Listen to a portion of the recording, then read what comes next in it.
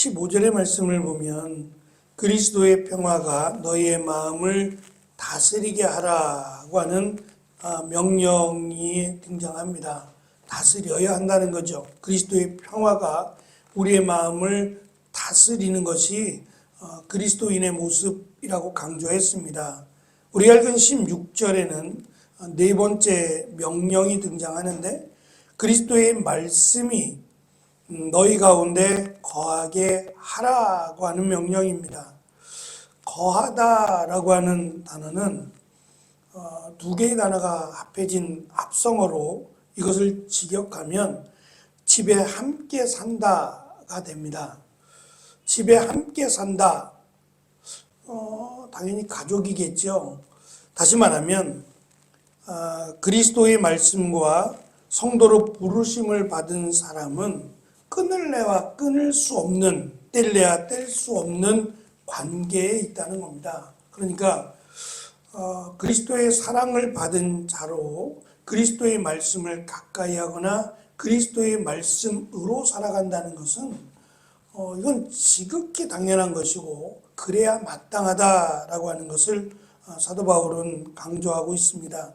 특별히 풍성히 거하게 하라고 그냥 거하는 것이 아니라 풍성히 거하게 하라는 이 말씀 또한 어느 곳에서나 언제든지 말씀과 함께 해야 한다라고 하는 권면입니다.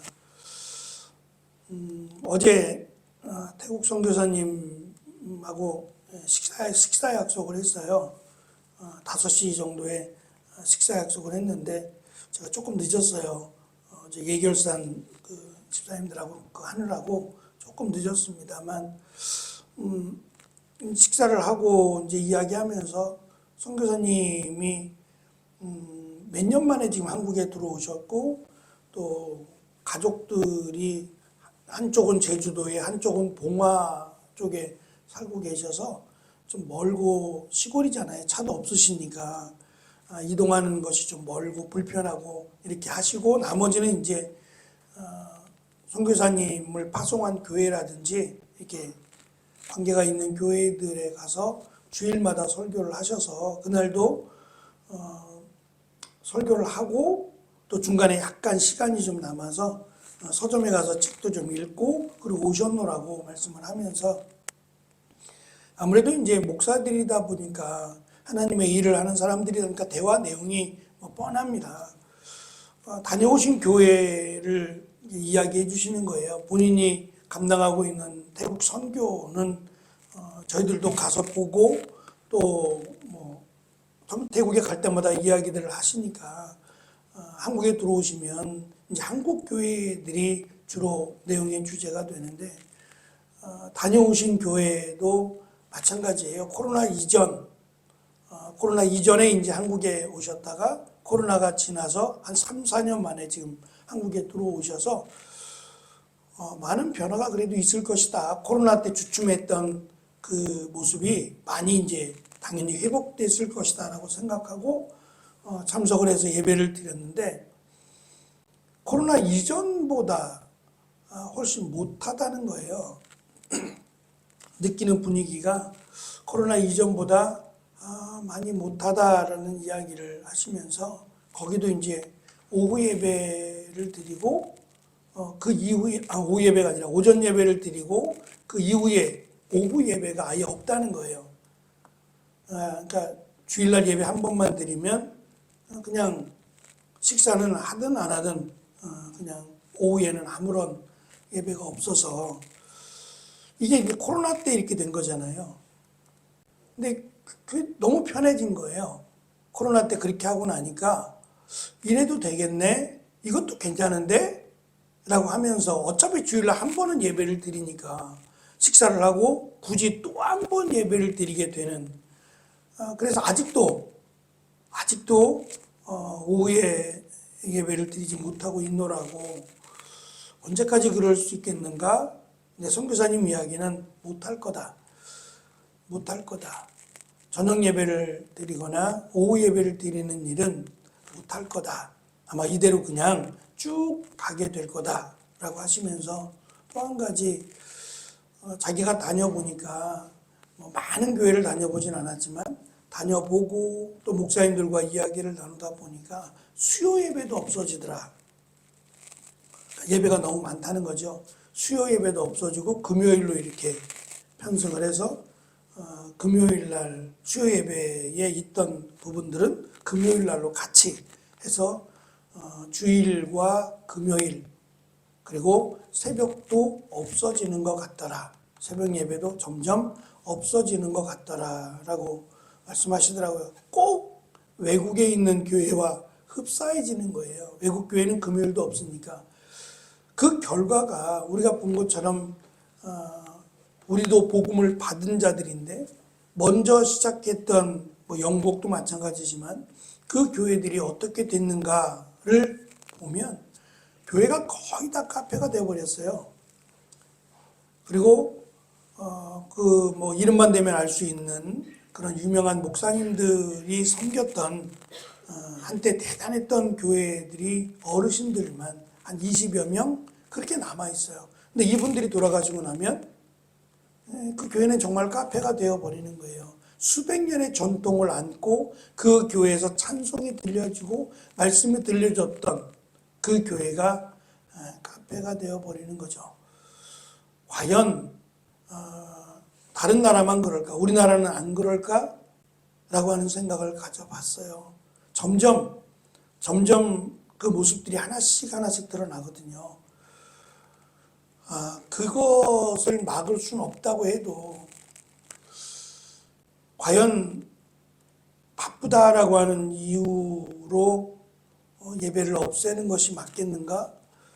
모이기에 힘쓰라고 말씀하고 있는데 바쁘니까 모이기는 어렵다라고 결론을 내리고 모이지 말자라고 하는 것이 우리의 믿음을 지키기에 옳은 일인가를 우리는 고민해야 되겠다라는 생각이 들어요.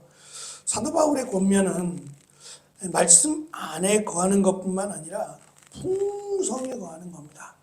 그래야 거짓 교사들의 유혹으로부터 잘못된 사탄의 미혹으로부터 이겨낼 수 있다라고 하는 것이 바울의 권면입니다. 그러면 어찌하든지 우리가 조금 더 말씀 안에 거하고 은혜 안에 거하는 것이 마땅하지 않겠는가라는 생각이 듭니다. 홍수는 물이 범람하는 것인데 홍수 때 마실 물이 없습니다. 물이 많다는 것과 마실 물이 많다는 건 다른 문제죠. 어쩌면 그것이 이 시대 교회의 모습이 아닌가 싶습니다. 교회는 많은데 정작 교회 안에 생수가 있는가를 생각해 본다면 이것도 안타까운 일이 아닐 수 없죠. 사도 바울은 이 은혜의 근원, 뿌리를 말씀해 둡니다. 그리스도의 말씀으로 풍성해지고 그것을 가르치고 세워주어 감사한 마음으로 시와 찬양과 신령한 노래를 부르게 하라고 권면합니다. 한국교회는 세계에서 유례를 찾아볼 수 없을 만큼 찬양에 갈급해했습니다. 그래서 너도 나도 할 거 없이 고가의 마이크 또는 음악 장비들을 사들였어요. 지나치리만큼 음악에 관심을 갖기로 했습니다. 또한 수많은 찬양 사역자들이 넘쳐나서 찬양 사역을 위해서 목사가 되고 찬양 사역을 통해서 회복을 기대했습니다. 과연 시간이 지나 기대한 만큼의 결과가 있었는가? 또 이 패러다임이 한번 지나고 나서 그 다음에 등장한 패러다임은 간증이었어요. 다니엘 기도회뿐만이 아니라 곳곳의 교회들이 간증을 통해서 성도들의 마음을 감동으로 물들게 하려고 노력을 많이 했어요. 심지어는 어느 목사님은 그럴 수 있는데 설교만 하면 우세요. 원래 그렇게 눈물이 많고 원래 그러신 건지는 모르겠는데 설교만 하면 울어요. 울먹울먹하고 막 그래서 그것을 통해서 또 많은 사람들이 감동을 줍니다. 그럴 수 있어요. 그러나 저는 감동과 은혜는 구별해야 된다고 생각해요.